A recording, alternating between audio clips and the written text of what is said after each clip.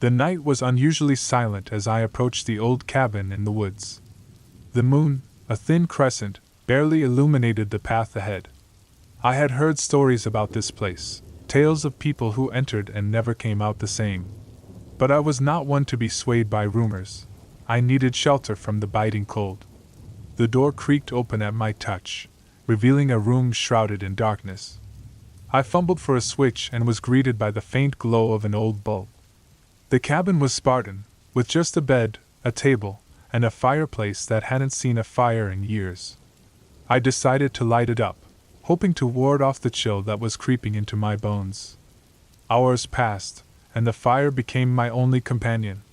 The shadows danced across the walls, and every crack and pop from the old structure sent shivers down my spine. I tried to convince myself it was just the wind, just the settling of an old building. But then I heard it, a soft thud coming from the loft above. My heart raced as I considered my options. The logical part of my brain told me it was probably just a small animal, but fear has a way of clouding judgment. I grabbed a poker from beside the fireplace and slowly ascended the creaky ladder to the loft. The sight that met my eyes was not what I expected. There, in the dim light, was a suitcase, old and covered in dust. Curiosity overcame fear, and I opened it to find an assortment of items, photographs, letters, a watch, remnants of a life long gone. As I sifted through the memories, I realized that this cabin wasn't a place of horror, but a sanctuary of solitude.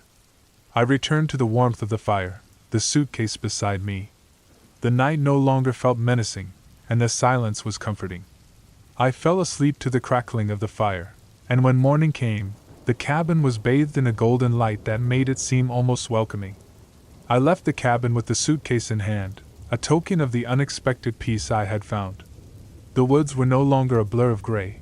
They were alive with the sounds of birds and the rustling of leaves.